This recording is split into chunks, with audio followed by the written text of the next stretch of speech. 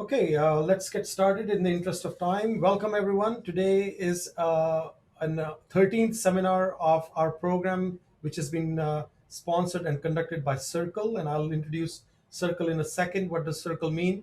It might have a different meaning in everyone's mind.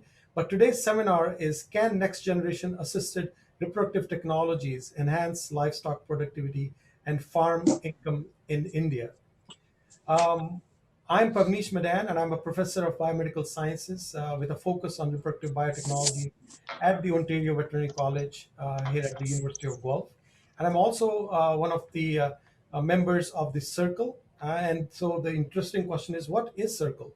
Well, Circle is a new institution at the University of Guelph, established in February of 2020, just last year. We are completing 1 year, and actually, this is our anniversary, first anniversary. And it's been started at the University of Guelph, as I mentioned. It's the Canada India Research Center for Learning and Engagement. And learning and engagements are being the key words. And then part of that process of not only learning, but engaging India and Canada in a very interesting conversation. Our goal is to build up an interdisciplinary nucleus in Canada for the cutting edge research on India or the Indian diaspora to showcase, advocate, catalyze, and foster an equitable, respectful, and sustained exchange of knowledge between Canadian and Indian scholars on complex and emerging issues which are related to sustainability, social and economic well being of mankind. I would also encourage our audience to get connected with us through our website or visit our website. It's Canada India Research.ca. And that's the website. If you are interested in taking a look at it later, that would be welcome as well. And the other important thing is our talk today is being recorded and it will make its way to the website as well. As I said, a lot of our previous events are already on the website. So if you're interested in learning what Circle is doing for India Canada connection, please visit our previous conversations and talks. At this juncture, I'm going to introduce the format for today. Our initial format is we'll start with an opening remarks about a title once I've introduced our speakers, and then we will have a discussion on the topic, continue it up to the 1 hour mark, and from there on, we'll leave the last 20 or 25 minutes for taking up the questions from the audience. But if in the meantime you have questions along the way, please use the chat function here and post your question along with like in the chat so that we can pick it up during the question period. We'll also leave the last 5 minutes for wrapping up the conversation, building some conclusions, and at the end also talk about our next forthcoming event. Here are a couple of the housekeeping comments and instructions for today. I would request all of you to kindly mute your mics if you've not muted. If possible, please turn off the video cameras if it's not required right now. You can turn them on again at the time of question period. And you can also raise your hand using the reaction button at the bottom. If you press the reaction button, you can see there is a raise your hand feature, and you can use that for asking question. And we'll keep an eye about who has raised their hand so that we can invite you properly for asking a question in a very systematic manner. Um, Please keep your comments and questions really brief. If you have we would really appreciate that you can be precise and concise in your question. So with that, I would love to introduce our distinguished guests and speakers for today. And for that, I'm going to start with our first distinguished guest, and that is Dr. Chauhan, Dr. Manmohan Singh Chauhan, the director of National Dairy Research Institute. And before I actually come and speak about the laurels and the distinguished career that Dr. Chauhan has had, I also want to briefly speak about the institute, that is the National Dairy Research Institute. Some of you who may not be aware of what this institute is all about, I would like to mention that it's one of the premier institutes of India. It's recently ranked number one by the Indian ministry which is regulating the ranking of different universities in India. And amongst the veterinary and animal science institutions, NDRA has been ranked number one, not this year, but consistently for the last few years. So you can imagine the quality of work that happens at National Dairy Research Institute. Um, at this juncture, I would also like to introduce Dr. Chauhan. Dr. Chauhan holds his master's and PhD degrees from NDRI and has trained in several labs across the globe, including a considerable part in, I think, Virginia Tech University in the US, and then also a lot of labs in the Europe, with major part being trained in Netherlands and also in Germany. He has significantly contributed towards the development and growth of the assisted reproductive technologies in India. He has actually seen and been at the leading edge of reproductive biotechnology revolution, as we say in India. And before his current appointment, Dr. Chauhan was the director of CIRB Institute on Go or CIRG in Makhdoom and Uttar Pradesh. And also want to mention that his pioneering work in embryo biotechnology has played a leading role in where we are with respect to reproductive technologies in India. I'll come back to you, Dr. Chauhan. Welcome to today's presentation. Yeah, good morning. Good morning. Yeah, and I'm going to go to our next distinguished speaker, Dr. Inderjeet Singh. Dr. Singh is at the Guru Angad Dev Veterinary and Animal Science University, Gadwasu, Ludhiana, and it's my proud privilege to welcome him today. As all of you know, University of Guelph and Gadwasu, as we call them in Canada, has a MOU in research and education, which has been signed and re-signed 2 years back for next 5 years, and we are connected together in more than one way. And it's our proud privilege to have Dr. Inderjeet Singh with us today on this panel as well. Dr. Inderjeet holds bachelor and master's degrees in veterinary science and animal husbandry from HAU Hisar. He did his PhD in animal reproduction from University of Liverpool, UK. And before his appointment at the current institution, Dr. Singh was director of animal husbandry for the state of Punjab, and it brings very important perspective about animal husbandry and livestock production from the forefront of this scenario, right from the grassroots level, and that is animal sector in the villages as well. Welcome, Dr. Inderjeet, and we really look forward to your comments today. The last panel member of our distinguished panel here is Dr. W. Alan King, Alan King, or Alan as we lovingly call him. And Dr. King is Professor Emeritus here at the Ontario Veterinary College, University of Guelph. And Dr. King did his BSc and MSc degrees from Guelph before getting his PhD from Uppsala University, Sweden, and then coming back to Canada for his postdoc at the Faculty of Veterinary Medicine, University of Montreal. And then he was appointed as a faculty member at Guelph, and he has been here, contributed many years in University of Guelph in the Department of Biomedical Sciences. Dr. King was professor of OVC's department here and the only Tier 1 Canada Research Chair in Animal Reproductive Biotechnologies, which is a very unique position he held for many years until his retirement in 2018. He is also currently the co-founder and president of his new company called Karyotech, which does a lot of karyotyping work, cytogenetics work for the livestock sector. I also want to mention that I was looking at some of his contributions to science, and two things come up amazingly well in the whole scheme of things, and that is he's probably the leading contributor. His paper has been the most cited in the field of veterinary medicine ever. In 2012, it is one of the most highly cited works. Some of his work is most cited.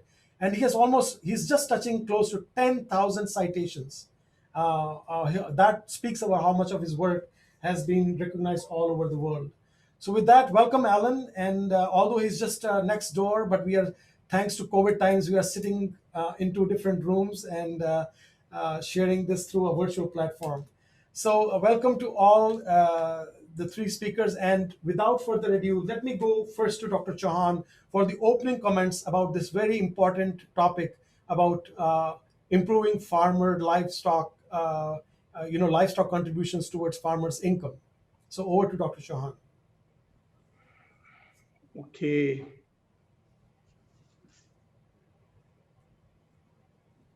let me. Yeah, we can hear you. Yeah.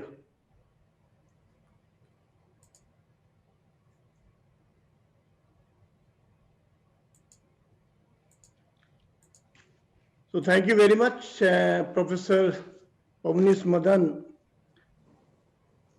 Uh, the Professor M.L. Madan, I saw him here, my guru and my mentor. Professor Dr. Indrajit Singh,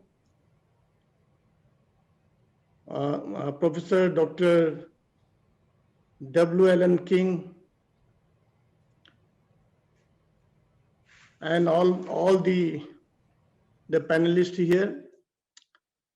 As it is a great opportunity for me to have an interaction with the eminent personalities working in the area of reproductive biology. It has been said by Dr. Madan that, and the topic which has been assigned, the role of the assisted reproductive technologies to help the India to have a maximum the production of the elite animals and then maximum yield of the milk. So dairying has been the traditionally been used as a socio-economic and religious consideration in our country,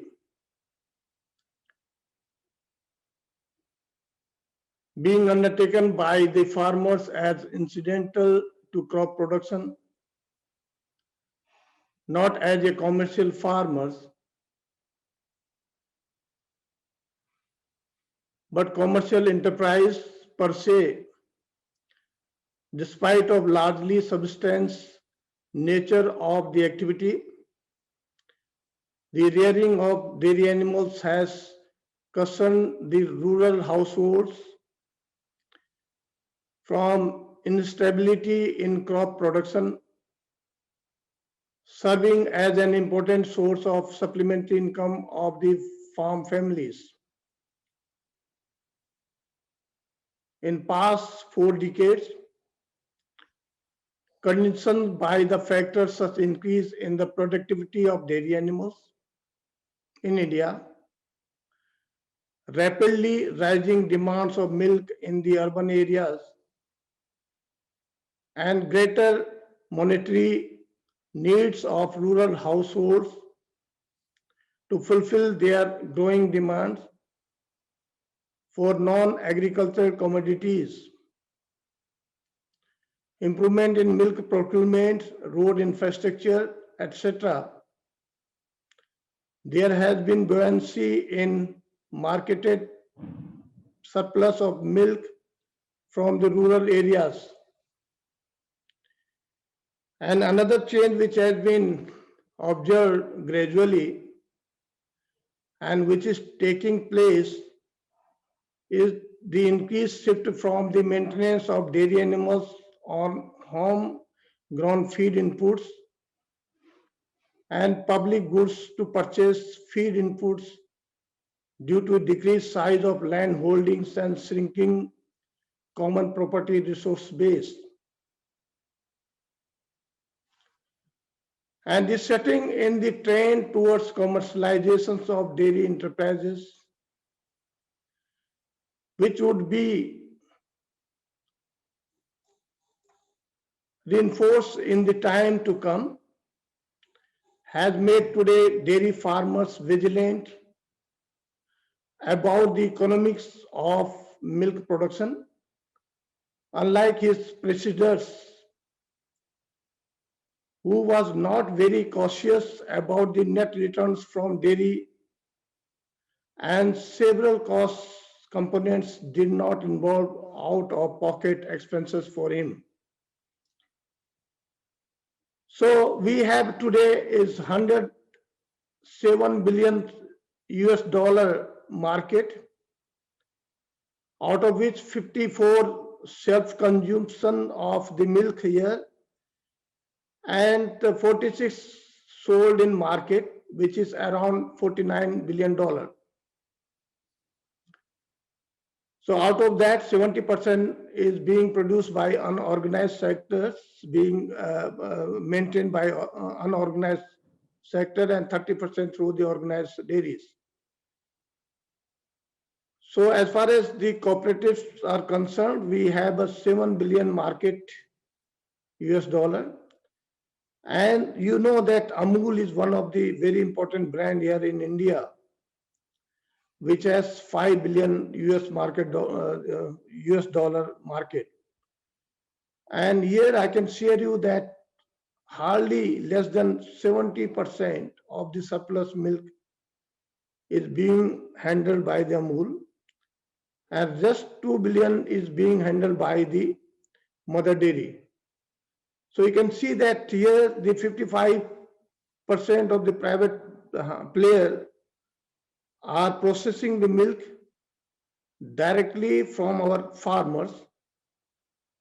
And it has been said many times that India has been the leading producers and consumers of dairy products with a sustained growth. So as far as the livestock is concerned, we have total 535 million livestock. And as far as the cattle is concerned, we have 192 million population of cattle, and 109 is buffaloes. So milk and both the milk animals, if you just have this together, cow and buffalo, so you will have 125 millions, and total milk production is around 187 millions, and which is the first among the milk producing country in the world. So these are some of the observations what we have. The overall growth rate in terms of the dairying, here we have around 6.6%, and which has been observed in during 2018 and 19. And per capita availability of milk here is 394 gram per day. And what we expect by 2033 to 34, country is milk producing will be 330 million tons, and which is has been highlighted here in our Niti Aayog documents. So what we are looking forward to have a strategies to meet the challenges. And the challenges are there, that like developing the self-help group of landless and small and marginal farmers. Also establishing the emergency management procedures and services, including communications in mitigate rumors, which is around sometimes like during the COVID-19 situation. And what we are looking forward to have, and now today we are also discussing in this aspect, and that is a suitable breeding program. And in order to have a suitable breeding programs, so what we need to have an input using the assisted reproductive technologies and other developed technologies like the packages and practices, and keeping the reproductive health by providing the continuous veterinary services. These are the other aspects which we are looking forward. Thank you. And also these like they established the efficient place level milk procurement system to increase the domestic production. So these things we are looking, but today we will have a more discussion here in terms of the assisted reproductive technologies. So this is like from this is my initial remarks, and just stop the over to to Dr. Pavanesh Madan. Thank you so much, Dr. Chauhan, for those opening remarks. We're going to go to Dr. Inderjeet Singh. And Dr. Inderjeet Singh, you bring your vast experience with being the director of Central Institute of Research on buffaloes, then being the advisor to the Chief Minister or Animal Husbandry Department, Punjab, working in the grassroots level. How do you see reproductive biotechnologies playing a key role in improving the farmer's income as outlined by the government, that by 2022 or now 2023, or maybe by the next elections 2024, how can farmers enhance their income by adopting several reproductive technologies? Thank you, Pavnish. Am I audible? Yes, Doctor, you're absolutely clear. Thank you. So I thank you also for selecting the topic of increasing the farmers' income. Definitely the farmers are distressed. Maybe it is agriculture crop farmers or they are livestock farmers, whosoever they are. And we have seen that in the state of Punjab, where I served for almost 1.5 years as director, at least 2,000 dairy farms closed down over the last 5 years or 6 years. That's only because the dairy farming is not remunerative to them at all, and it requires a lot of physical labor, and you don't have any spare time, you don't have any holidays. And definitely these farmers, they are also agitating nowadays on the borders of our national capital. They are also perceiving threats to their livelihood due to new laws, whether they are going to take away their land or whatsoever they have perceptions. But it is a fact that the income of farmers vis-a-vis other strata of the society is getting down and down with every passing year. And in that, in spite of that, India has become #1 in milk production. But it's not because of the productivity of our livestock, because the productivity is only 1850 kg per capita of our livestock, which is much lower than the global productivity, that is about 2,500. So we are pulling down the global productivity of livestock in each lactation. And that requires concerted efforts to put in for increasing the productive potential of our livestock. And definitely, as we all know, that reproduction culmination of reproduction successfully leads to production. So reproduction becomes very important as well. We have been #1 in beef exports as well from the country in 14-15, but thereafter, due to some government change in the government policies, we are not at #1, but we left behind Australia and Brazil to be the #1 in beef exports as well.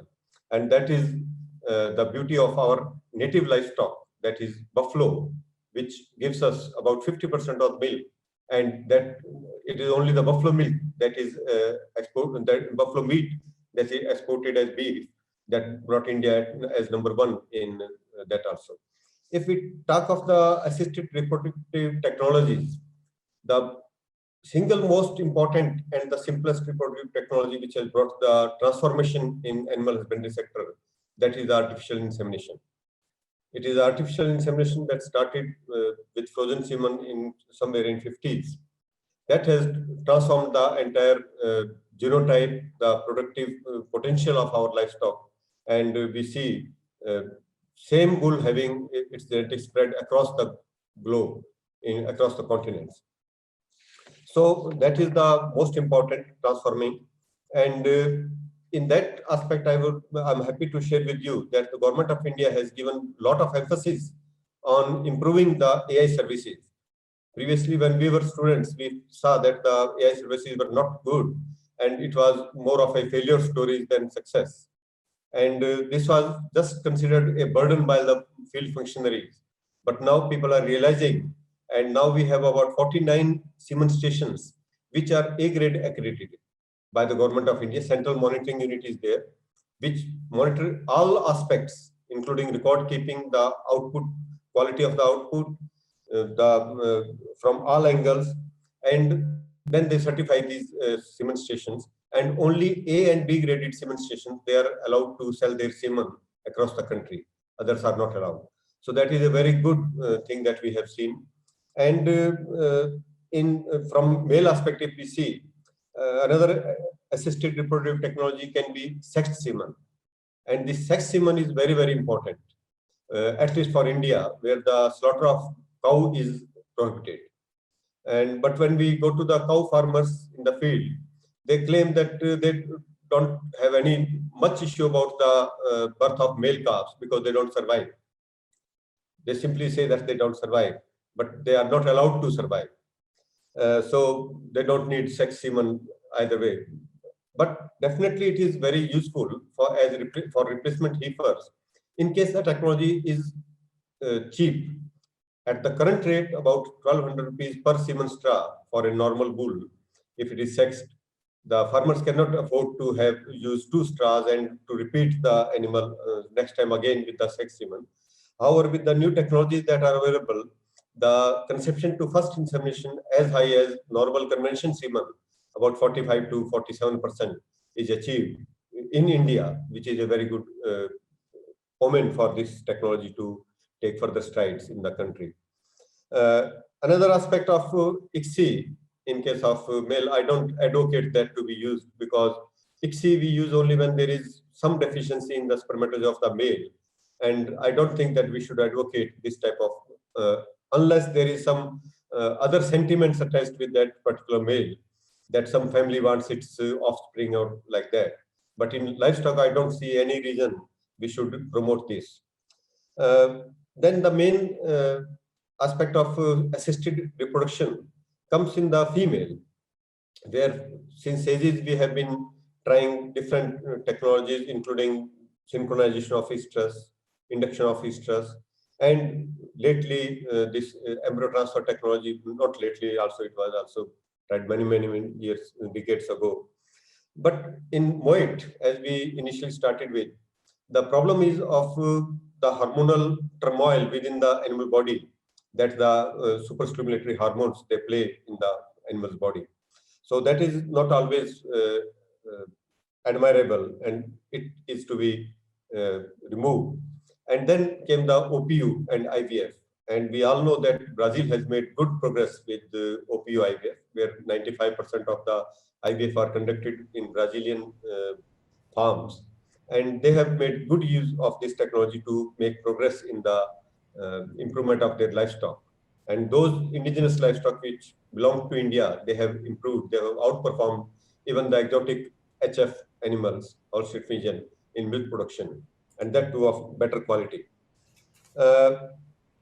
So this technology also, Government of India has opened about 15 centers across the country. And now people are, some organizations, they are taking at the farmer's doorstep. They are taking embryos, they are flushing the embryos, they are doing OPU sessions, and these are transferred in the field as well. So this technology is picking up, and these 15 centers, almost 10 of them are very well functional, including one at our university, and we are doing in this. The cloning is another aspect that India has started with Dr. Chauhan under his guidance, and Dr. Singla, Dr. Madan, and others. And with that, CIRB, Central Institute for Research on Buffaloes, they also produced about 10 clones in the last 3-4 years. And they have survived very well. And a couple of them which became adult, they have also performed, they have also donated good semen. And with that semen, pregnancies have been achieved. But I would prefer that if we are able to clone the female animals, so that we are sure of their normalcy, their normality, vis-a-vis anything what's happening in transgenics, whether in cloning, that is not compromising something in these animals. Then the transgenics, definitely there is some scope, but not definitely only for reproduction point of view. It has different pharmaceutical applications, etc. Genomics, if we have to apply for reproduction, it will be only for 2 aspects. One is the high fertility, and second is fecundity. if we talk of small animals like goat, we have to identify the genes which are there for fecundity or any technology which improves their fecundity. So that's all from me. Thank you, Anish. Thank you so much, Dr. Nijit, for those opening remarks. That gives us a lot of material to go forward in the next round. There's certainly more to talk about, some of the beautiful points you pointed out. But you actually made a perfect case for taking this question to Alan, because you talked about the Brazil story, what they have done. And there's no better person today around here who can actually talk about that, because he has been at the forefront of helping the Brazil government and the sector in improving their whole animal science scenario with the contributions from Canadian perspective, and that has been Alan. And Alan, that would be a perfect way for you to come into the picture. Tell us about your how do you see reproductive technologies, and how do you think that has steered some of the rules and regulations with respect to improving income in Brazil? Okay, so thank you very much, Pavnish. It's really great to be here, and I want to start with a disclaimer that, or a claimer, I'm not sure which, that the reason I'm sitting here is because of my long-term connection with India. So I was an undergraduate student who really didn't have a focus in where to go. And I happened to take the medical genetics course from Dr. Parvati Basra, originally from Charvathar, I think, in Kerala, and a graduate from Bangalore. She came to the University of Toronto in 1954, did her PhD, and ended up as a professor at in this department, actually where I'm sitting now. And she brought the point home that there was a really important connection between genetics, reproduction, and animal health. And that was sort of what guided me in my future direction. So now that I've retired, and retired in this confusing time of COVID, I'm spending a lot more time at home. I'm spending a lot more time with my 3-year-old grandson. And he is very much fascinated by the large equipment for construction. So when we go for walks, we look at trucks, bulldozers, and excavators. And through his eyes, I can see that one tool can be used for multiple applications. We can see an excavator digging a hole. We can see an excavator planting a tree. We can see an excavator building a road, constructing a house. And to me, that's what reproductive biotechnology is.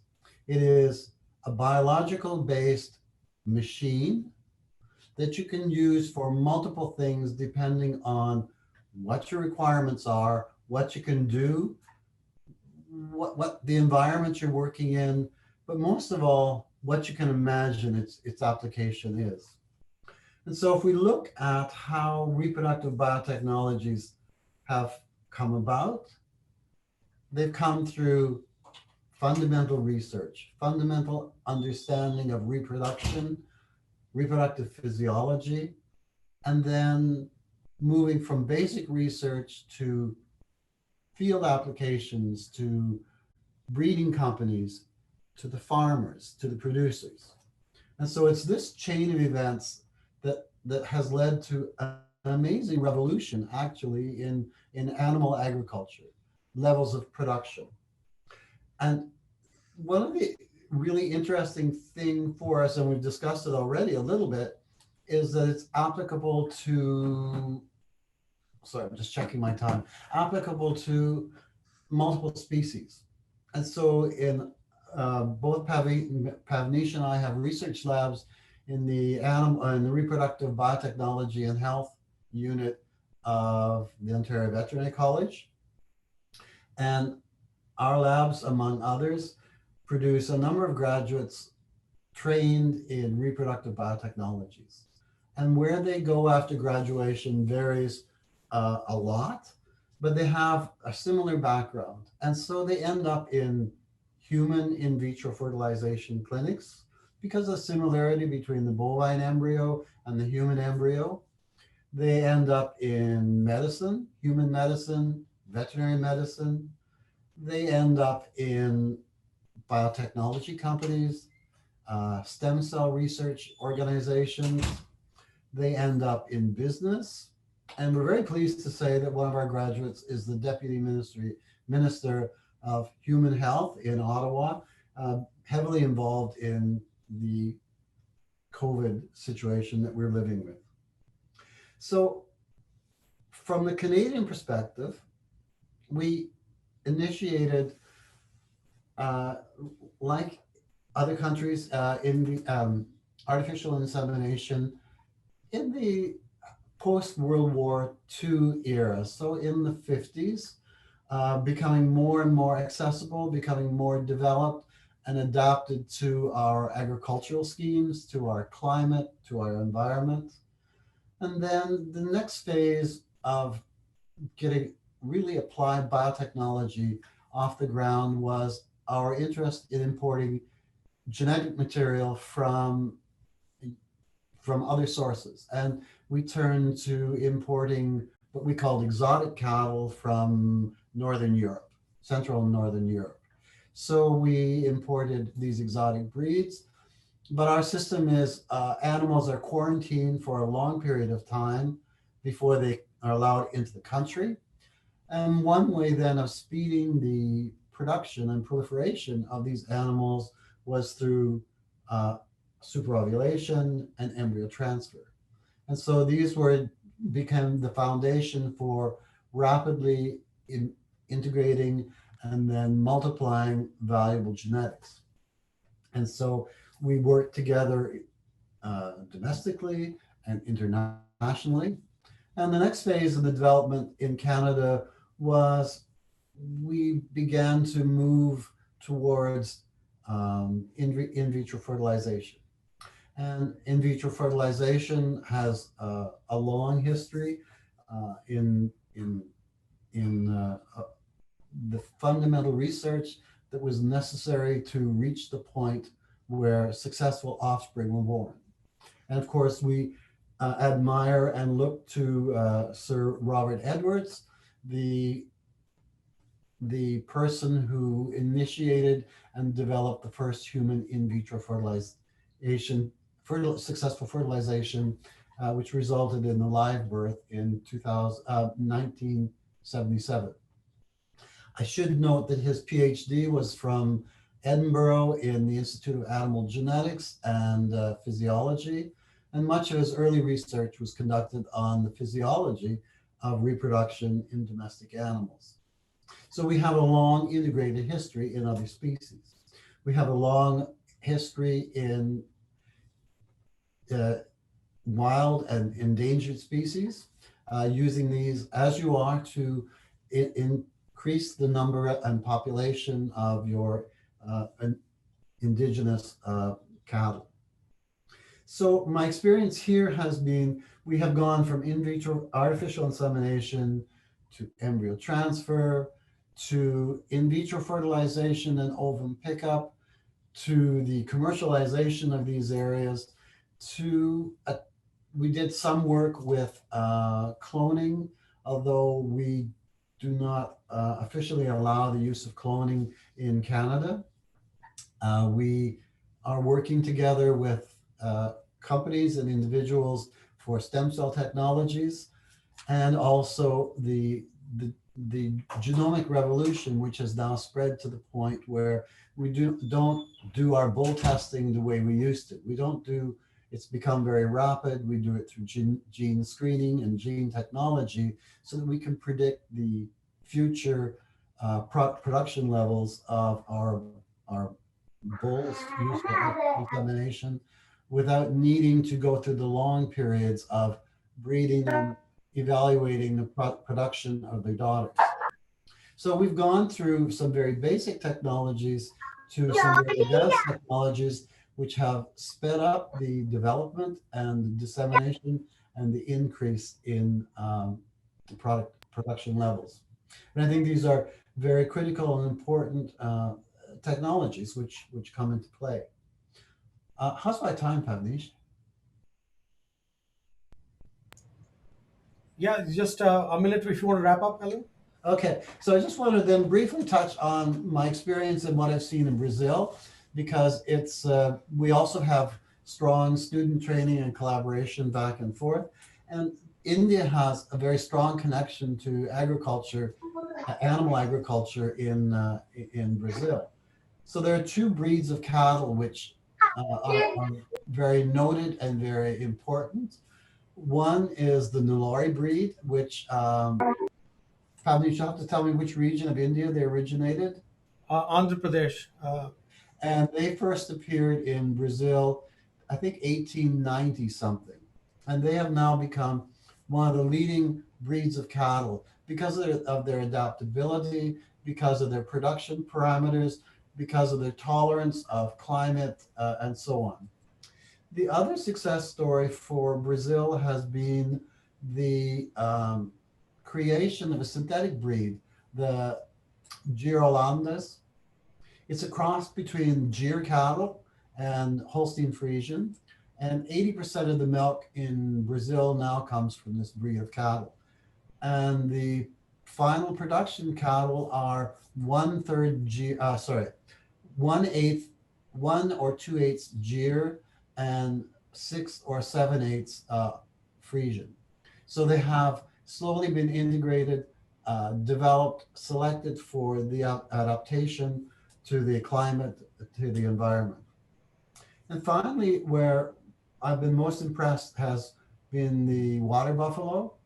Brazil now has about 1.5 billion water buffalo.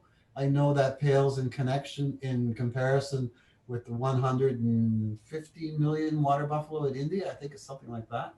But the origin of the water buffalo were largely from India. And now they're working very diligently to increase the number and the level of production. There are some problems, as you know, with reproduction in water buffalo. Embryo transfer has largely been not very successful due to the difficulty of flushing the reproductive tracts, but going in the direction of ovum pickup and in vitro fertilization, progress is now being made on a routine basis. Interestingly, Canada now is a producer of water buffalo. We have a stunning total population of less than 2,000 animals. And we are trying to develop those to survive in our climate, survive in our housing of the animals, survive in our production. And so we turn very often to colleagues and experts in Brazil and in India. So I think we've worked in a bi-directional exchange of students, knowledge, information, and it's been very productive for both of our countries, or all of our countries. I think that's where I am for now. Thanks, Alan. You really helped us take this discussion into a different direction. And for all our listeners, I just want to reiterate the reason why we wanted to go away from PowerPoint slides and presentations, because I find during this COVID time, a lot of people have been given that presentation slide mode and it becomes less interactive. So our goal is to keep this interactive. So if you have questions, please start putting them in the chat so that we can pick it up during the question hour.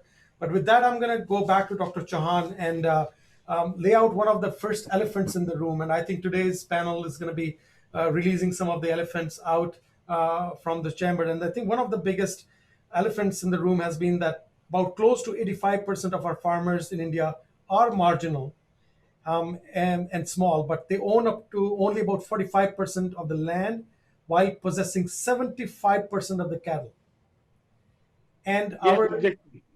so I think how do we change this dynamic? How do we help the marginal farmers through the reproductive technologies? What can we develop as a strategy? If we have to put our thinking hats and critical hats and say, let's work as scientists and say, how can we reshape the marginal farmers' lives? What will be your first 2 or 3 points? I know a lot can be said, but quick 3 points.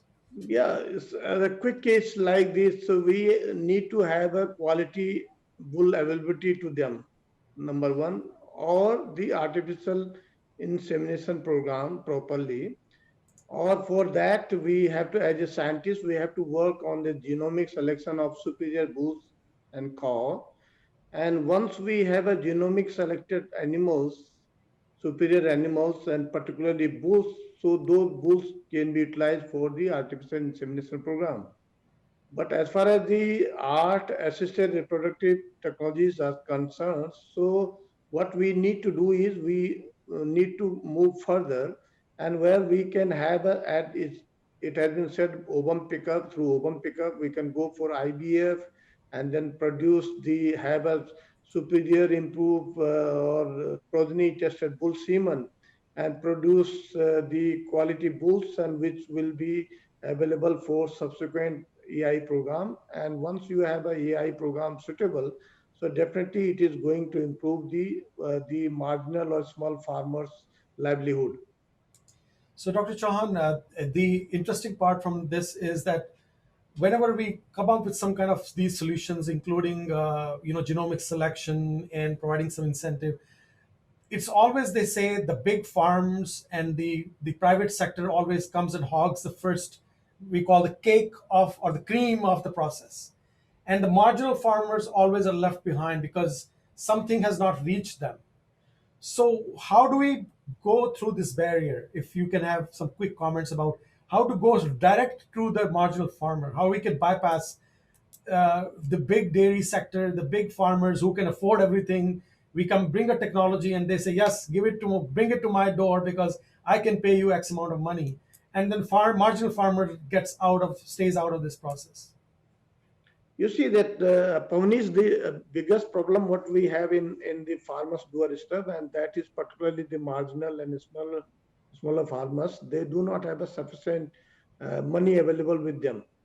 So therefore, the government of India have taken the step for boosting the dairy sector in India, and they have launched many programs. The Department of Animal Husbandry and Dairying. So there, some of the programs are there, like the sustaining of the health of livestock, and also enhancing the productivity of milch animals through the extension artificial insemination coverage, and which was initiated in 2019. And similarly, like Rashtriya Gokul Mission, which is there, like conservation as well as promotion of domestic dairy animals. And for this, the fund has been allocated around 500 crore.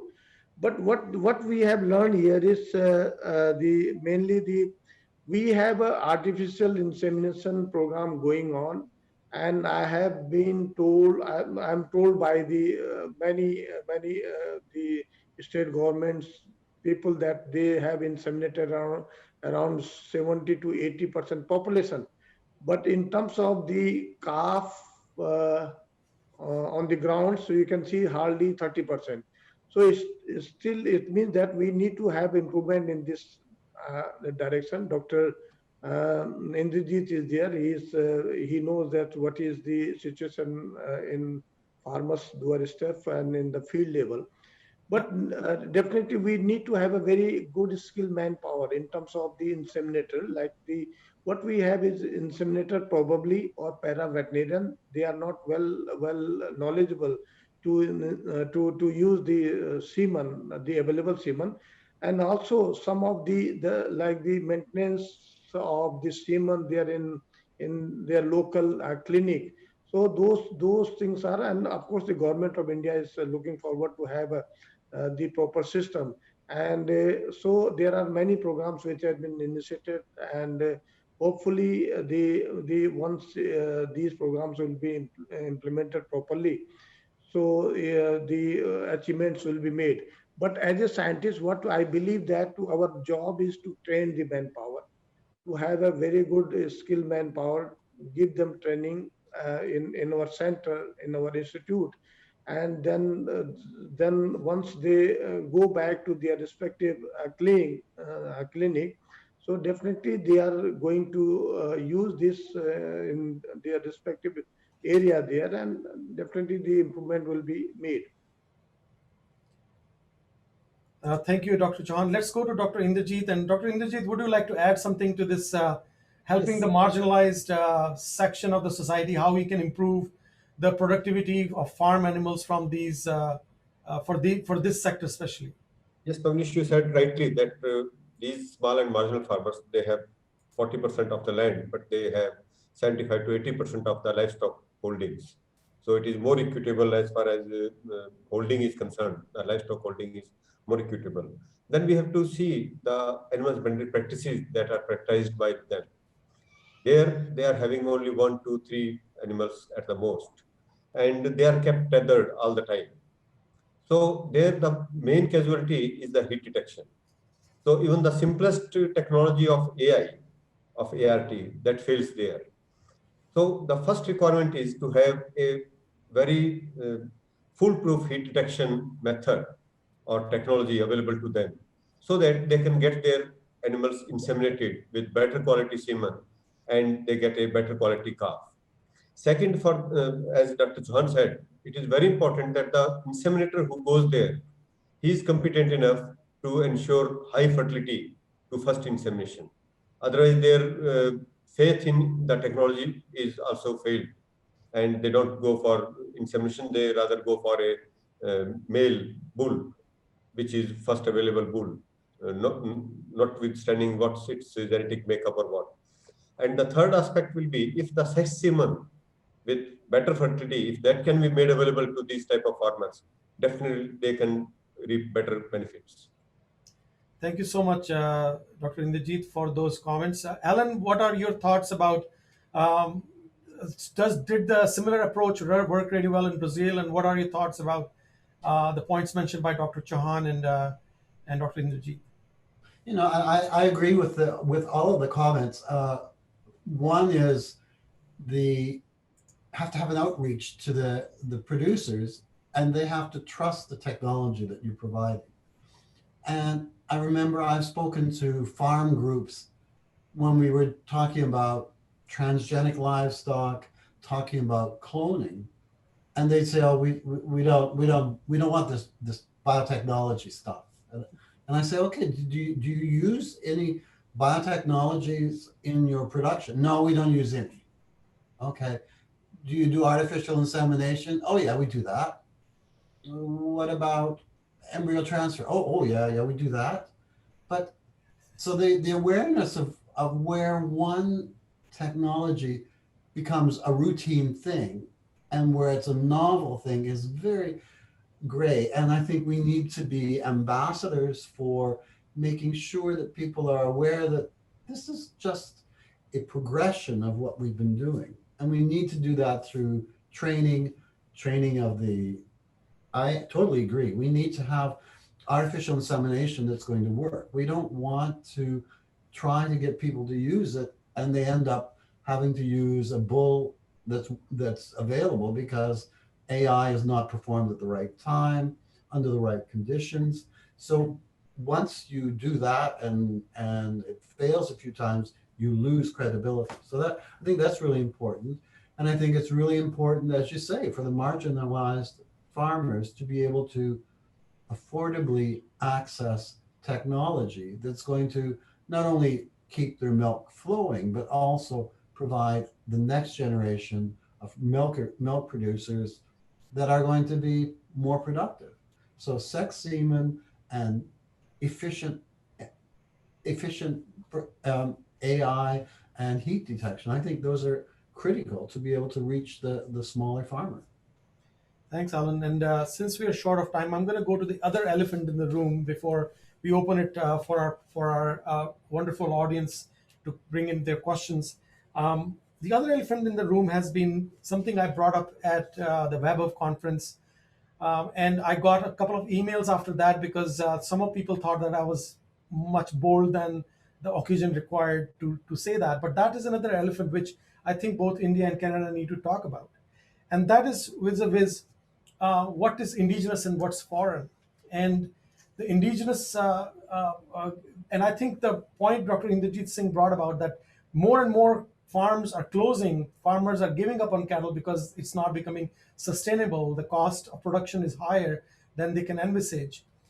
And in that, because there was a kind of a trend going towards, there's a popular conversation about keeping indigenous cows, which to begin with have an average of over 2 to 3 liters milk, and they're consuming as much nutrition, are consuming as much resources, but they are producing so little milk. And then on top of that, they are closing down because they said, oh, we started a dairy farm with the indigenous cows, but look what has happened to the productivity. There is some also resistance in improving the crossbred ratio in those cows so that they can still maintain the good genetics, they can keep the disease resistance, they can keep the tick resistance, they can keep all the scenarios in the breed, but at the same time bring the milk productivity genes from another foreign. In a country which accepts corn as a makki ki roti and say, it is indigenous, a country which says rajma, which is a Mexican red beans, is Mexican, and believes it's something is indigenous, why do we have this hypocritical atmosphere that one thing is indigenous, we don't question anything, but when it comes to cow, suddenly cow becomes untouchable if it's a foreign HF breed? And I think we as scientists have to apply our mind, and I think we want to brainstorm here today for a little bit. Brazil did this wonderfully. They adapted it. Canada did it wonderfully. We brought all HF from Europe, and today we call it Canadian Holsteins, because we indigenized everything. And I think Brazil did the same. I find there's some problem with the acceptability. While we can accept everything foreign in India, I saw a video of a similar farmer who was saying, proclaiming why we should have indigenous cattle with an iPhone in his hand. He can accept an iPhone in his hand, but he's not willing to accept a cow, which has a similar, just like any other cow in the world. So, what are your thoughts about? Did we lack in publicly teaching our people, or do we need more public awareness? Can we have an extension programs to talk about the benefits of crossbreeding and how that will be beneficial for improving productivity with keeping the animal number low, yet doing more with that? I'll start this time reverse with Alan first. Ooh, that's a hard question, Pavnish. I'm not really sure how to answer this, but That's why I said it's an elephant in the room. We need to start talking about it. yes, elephants are kind of big sometimes. For us, we didn't have indigenous cattle, so everything was imported. And we do have magnificent Holstein cattle today, and they first came to Canada less than 200 years ago. So it's a testament for what you can do with selection and careful breeding. But how to reconcile the concept that a Bos Taurus and a Bos Indicus are different? Yes, they are, but they still came from the similar early genetic origins. And how to destigmatize a native breed from something like the Girolandes, which is a mixture of to save and enhance the best qualities of both lines. To me, that's the way to go. But how do you make it palatable? That I don't know. Other than education and making it aware to people. I can give you an example from when people were trying to make destigmatize genetically modified animals, which we have not succeeded with yet. There was a suggestion, well, why don't we do genetically modified goldfish so that there's some green ones, some fluorescent ones, and then people see that they're just like any other goldfish, just a different color. Okay, that didn't really work. But the idea is we have to making people aware that these are animals and they are genetically related. They have maybe originated on different continents or came from different continents, but they are genetically related. Thanks, Alan. Let's go to Dr. Inderjeet. Dr. Inderjeet, do you have any thoughts about how we can change the paradigm or bring some change in the public thinking? Yes, I think the crossbreeding. We had our good indigenous breeds, They were quite good in milk, and their milk quality was also very good. But the breeders and policymakers of those decades of 70s, 80s, they did not bother much about the blind breeding. Otherwise, it should have been restricted to the lower end of our indigenous stock. But the people who were having the best genetics of our indigenous animals, they grabbed the artificial insemination or crossbreeding first of all, because they were more aware than others. So that way, our best animals of indigenous breed, they got converted into crossbreds. And what Brazil has done, they have very good balance, as Professor Allen said, that they have a 67 to 70% blood of HF and about 33% of, or maybe even 28% of this Gir. And that Girlando is the best breed of cross available in the world as of today, as far as milk production is concerned. And India also has to think on the same lines, that we have to back cross our indiscriminately crossbred animals, which have unknown foreign inheritance. So if we breed them back to a stage where their indigenous blood remains about 25 to 30, 33%, then maybe the performance will be better. And to that end, what we proposed to the government of Punjab and government of India, when last year at the time of Republic Day, the Brazilian president was the chief guest at the Republic Day function. So a MOU was to be signed, and we proposed that we should import high-end Gir semen and use in that these crossbred animals that we have. They may have 90% or 98% foreign exotic inheritance. And if we breed them with our Gir animals, that will be about 50-50 or whatsoever. And because the productivity and the body size of both these animals is similar, so I don't see any danger in breeding these animals. Then secondly, the reason of our breeders and policymakers' failure in those decades could also be that the system of our husbandry. We don't have large farms. We only have people with 1 or 2 animals, and they are usually not well educated. So it was only just like we see in the crop farming sector. If this year the potato rates are high, next year everybody will sow potato in its field, and the rates slump down. So if somebody used this crossbreeding, everybody started, irrespective of what type of indigenous animal he had.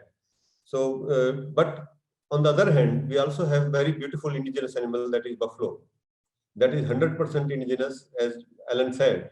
It belongs to India, and India is proud that we have the best germplasm of buffaloes. Maybe it is Murrah, Nili Ravi, Jafarabadi, Surti, Banni, or whatsoever. And if we invest our animal husbandry sector, kitty, more on buffalo than reviving the indigenous, I think that will be a wise investment. Thank you so much, Dr. Indrajit. Dr. Jahan, what are your thoughts about Pawneesh, your question was that why the Indians are not accepting the crossbred animal. So this was your major emphasis.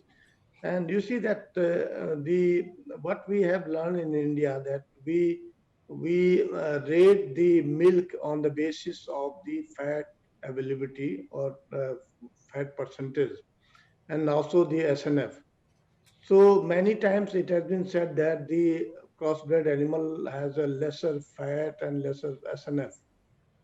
The other thing, what we know that today, after going through this, as far as the milk production is concerned, the crossbred is producing around 6 to 8 liter milk per day. But here in indigenous, we are producing around 3 to 4 kg, lesser than 4, rather 3 kg, about 3 kg milk per day. But what we have observed is, beside this, what we have observed is there is the problem in case of the crossbred animals, and the major problems are the infertility, repeat breeding, stress detection, and also some of these the prone to the disease. And what we have observed that, of course, we need to have, as a scientist, we need to have put the emphasis here that to remove the infertility from the crossbred animals. And because in many part of our this like Haryana and Punjab, it has been observed that after third lactation or third to fourth lactation, crossbred animals are not going for the next establishment of the pregnancy, and because of the repeat breeding. So therefore, these things and probably because of this, and also very recently, the other aspect is that the we are having a lot of discussion about the A1 and A2 milk. And it has been said that in our Indian indigenous animals have a A2 milk, and which is good for the health. Of course, a lot of like research is required in this direction. Without the proper research, we cannot say. But now the everywhere it has been spread that A1 milk is not good for the health, and we have indigenous animals where A2 milk is available. So better to opt the indigenous animals rather than the having the exotic animals or the crossbred animals. So this, and of course, the lot of like the we have to give the knowledge to the farmers, and which is lacking. So then, as a scientist, we have to train the farmers. We have to say that nothing is there in terms of the A1 and A2, and also what we have observed is the other part is that the indigenous animals, the total life of indigenous and the crossbred animals, the productivity or in terms of economic is almost same, because indigenous animals can go up to the 8th or 9th lactation, and in case of the crossbred animals, we observe that after third or fourth lactation there is a many problem, there are problems. So therefore probably the farmers are not accepting the crossbred animals. Thank you so much, Dr. Chauhan. Those were wonderful thoughts. I think there's so much more to talk about, especially with A1, A2 milk, and how that, a couple of blogs disturbed the whole world. There is still controversial. Some people say there is difference. Some people say there is no difference. And more studies are coming and saying it was all a bogus study. And, that we are still trying to ascertain whether there is some more merit to the A1, A2 story. But that's something as scientists we need to really put some of the scientists on this project and say, let's decipher it and tell the world what the real story is vis-a-vis India as well. But since we are lacking much time, and I want to really have good discussion from other audience, so I'm going to take up some questions. Please raise your hand so I can systematically invite you one by one. If you see a smiley face to the corner, there's a little plus sign on it. If you press it, it will say raise your hand, and we can take your questions. And in the meantime, there is a question from Dr. Sumit Singhal who wants, sir, please enlighten prospects of sex semen with ICSI and bovine. Sumit, I'm planning to do another interactive session down the road where we will be talking about the sex semen, the semen technologies, especially bringing the experts in this field to the fore, and I'm planning to have that discussion in one of our next seminars. So stay in tune. We'll spend a lot of time on sex semen technology, ICSI, on that seminar. Also, there's a question from Dr. Sham Zawar. Dr. Zawar, again, one of my mentors when I started working in India.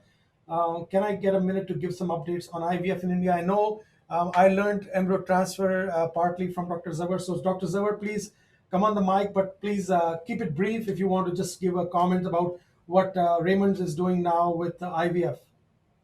Thank you very much, Pawnesh. I just wanted to add you one couple of things. In the context of India, we definitely need a lot of boosts for backing of our AI program. And for that, ART has got a particularly over pickup, and IVF has got a lot of potential.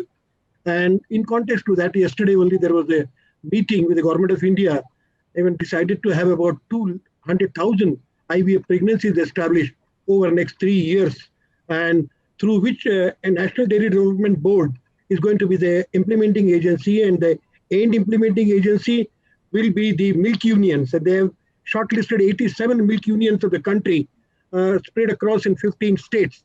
And then they are going to invite the tender from the agencies who look to be right now about 4 agencies who could be doing this work at the doorstep of the farmer, and considering cost of about $275 to $300 per IVF pregnancy, government has decided to give a subsidy of 5,000 rupees, which works out to around $75,000 approximately, will be given almost by the government for every IVF pregnancy established. Then coming quickly, if in few seconds, I want to say, JKTS being one of the leading organizations in the country, and right from 1975, we have been working on embryo transfer in sheep and then goat and cattle. And we moved to, since 2016, moved into the cattle, and we have been working on IVF. And there is a lot of potential, I feel, even in buffaloes also. With the initial success which we got in some trials in buffalo, we look forward to do a lot more work in buffaloes. Our work right now is focused on the indigenous cattle also, and all type of breeds. And we have produced about near about 1,000 IVF calves till to date. Thank you very much, Mounish, for this time given to me. Thank you so much, Dr. Zawar, for those wonderful remarks and bringing us up to date from yesterday's meeting with the Government of India. So that is something as latest as we can get in terms of the information. Thank you so much, Dr. Zawar. Any other question before I go back to the panelists to see if we can address some of the other points they mentioned? If there are no further questions, I'll wait for a second more. Raise your hand if you can. Okay, if not, I'm going to go back to Dr. Chauhan this time and go back to, oh, Dr. Sumit has raised his hand. Dr. Sumit, go ahead. Please turn on your mic and ask your question. Hello.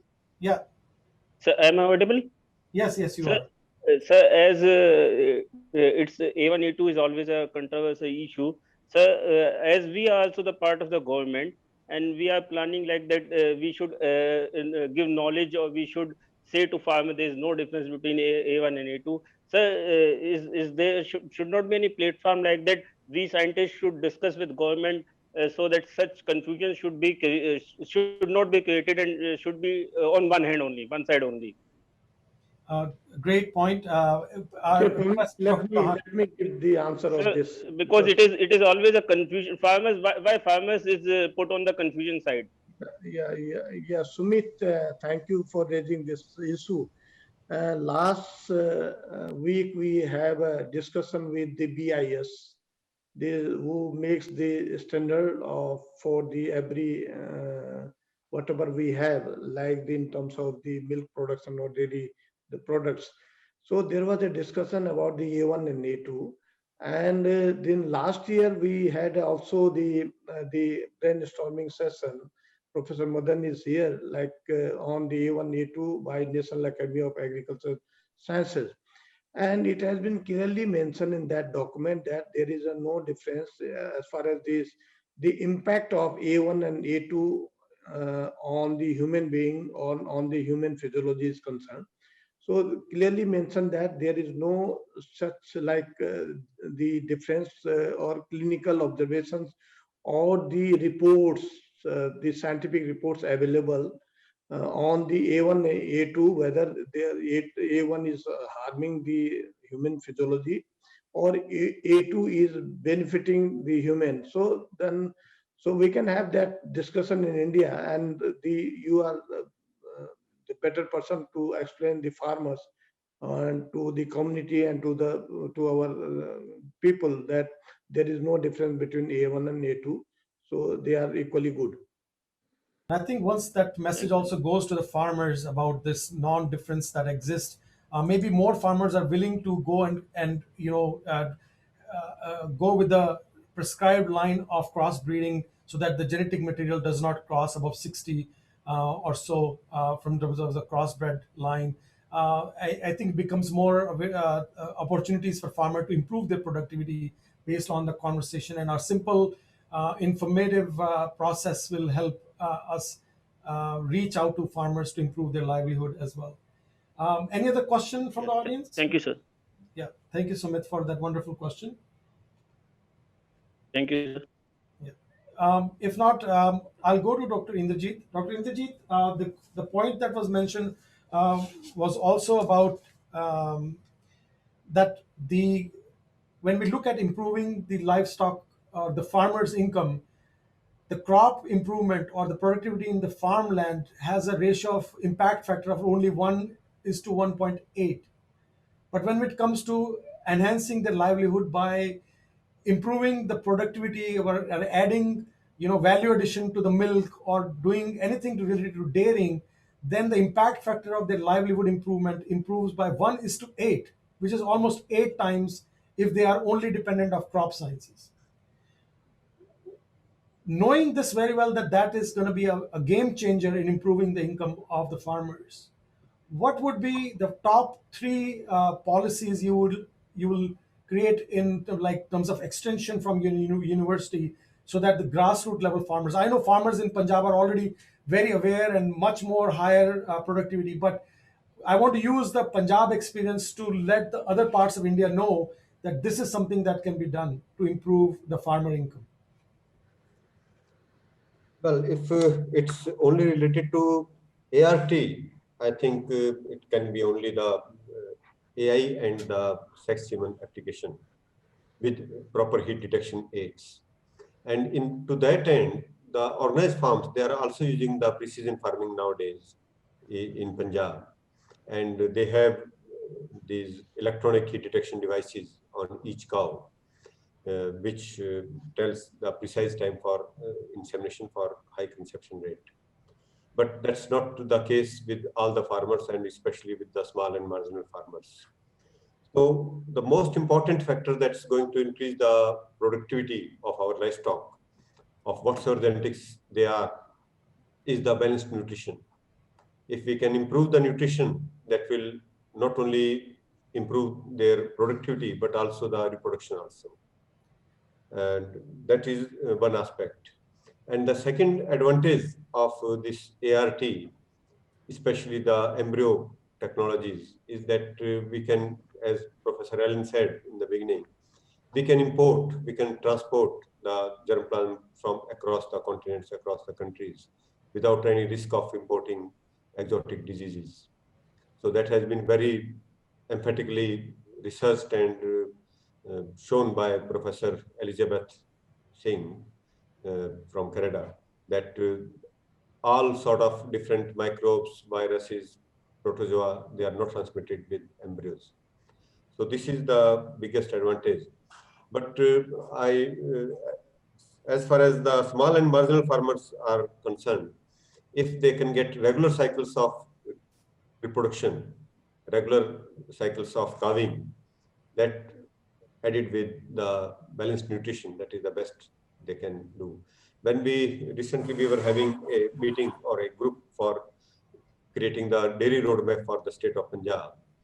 And there, when we went to the different farms, we also saw that even the most important component of dairying, or for a dairy animal, that is water, it was not available readily to lactating animals. So if that simple practice is changed, that the water is made readily available, good quality water, then definitely the animal's productivity will increase. Yeah, thank you. Dr. Chauhan, would you like to add something on those lines?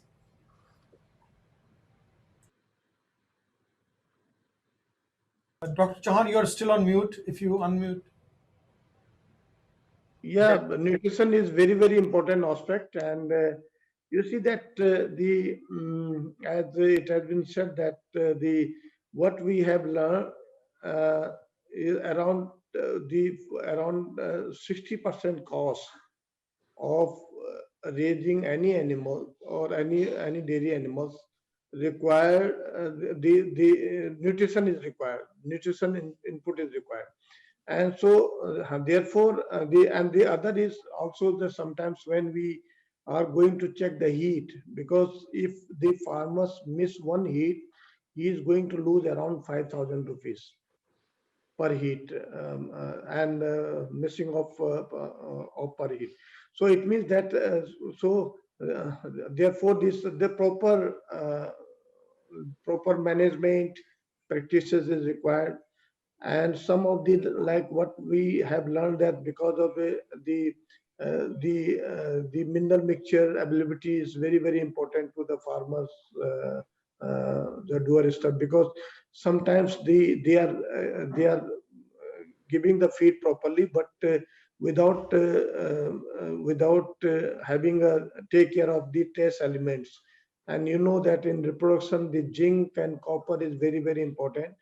And so you need to have a supplementation in terms of the mineral mixture or area specific mineral mixture, which can enhance the productivity of the animals. And the other aspects like this, the proper the what we say, that proper vaccination timely. Sometimes what we saw, that farmers believe that his animal is fine, everything's okay. He doesn't care about the even the deworming of the animals. And what we have observed, particularly in goats and in the other ruminants, if you are not giving the deworming to the goat in timely, so you are going to lose around the 15 to 20% of the overall growth of the goat. And then so thereby you lose the meat production. So these are the some of the aspects, if like we, and the, so therefore we have to give the emphasis to train our farmers, and to give them the packages and practices so that they can enhance their livelihood. Thank you, Dr. Chauhan, for that wonderful feedback, and also giving us some information about how to go about our next steps, and also what we should be focusing on. I think it's our collective duty, as most of the people in this field are together listening to this deliberation, and we can jointly work towards developing that brain part to develop new ideas, and develop that uh, collective idea which can be propagated to others, and make sure that we bring this out to other population or other world, and say this is what we want to do, this is how we should go about, brainstorm it together, and help the marginal farmers to improve their income by adapting some of the things we talked about. um, uh, I think, as we all agreed, awareness is going to be a really key factor, whether it's awareness about nutrition, about management, about genetics, and also about the quality of milk. I think value addition of milk, those are the key things that we brought up in this conversation. And since we have only 5 minutes left, I would give each of the speakers a minute to conclude with their final remarks. I'll start with Dr. King first. Well, I think I'd like to conclude with the way I started, that reproductive biotechnologies, these are just biology-based, knowledge-based techniques that make an important enhancement to productivity, to efficiency, and hopefully, in the case of the smaller farms, really enhance their livelihood. And it comes down to education, training, and awareness. And I'm not sure how to best reach to people. It's not going to be easy. It's a slow process, but they have to have something that they trust before they use it. Thank you, Alan. Those are really wise comments coming from you. Dr. Indrajit? Yeah, Pavnish, I think that as far as Indian livestock scenario is concerned, the major emphasis should be on the cow side things, whether it is any application of technology, any diagnostic, whatsoever we have to do. If it is applicable at the farm level, then only it will be feasible to derive the maximum out of that technology. Thank you, Dr. Indrajit. Dr. Chauhan? Yeah, thank you, Pavnish. And actually, we know that dairying provides a source of regular income, and whereas income from the agriculture is seasonal, and this regular source of income has a huge impact on minimizing risk to income. And there is some indications that the areas where dairying is well developed, have less incidence of the farmer suicide in India. And you can see that the Rajasthan is there. So there you can have a Rajasthan always face the drought situation. And even then, so the suicide case is almost nil, I can say that. And because of the dairying or dairy farming. Of course, the recent the technologies like artificial assisted reproductive technologies like ovum pickup and IVF and then cloning and will have a great impact in future, and where we can have a availability of the suitable germplasm or elite animals available to the farmers, and so that they can the milk production will be increased, and then therefore they will enhance their the income. And as it has been said that our emphasis is always to go for the capacity building, and which is very important aspect. And also, see, if we the take together all these things, so definitely we will enhance these will enhance the livestock development, and also they utilize in different government nuclear farms. Like tomorrow, once we have a breedable bulls available, elite bulls available, so those bulls will be utilized for the farmers. And then also these, therefore, through this way, I believe that the more than 60% farmers' income will be enhanced by 2022-23. Thank you so much, Dr. Chauhan, for those wonderful words. And as I conclude, I want to go back to time. Probably it was around 1990, and it's been a privilege to have a few of my mentors in the same frame here today. Remember a time when I informally went to Dr. Chauhan and said I want to learn some parts of the IVF, and he was kind enough to show me how to make BOA and BOB media and how to do the in vitro capacitation. And we have come a long way since then. And same thing with Dr. Inderjeet, where he had just come as a scholar from Commonwealth. He was my teacher in one of my courses, and I remember him bringing a Mac computer on his desk, and for the first time we actually saw a mini Mac sitting on a table as he came back from Liverpool.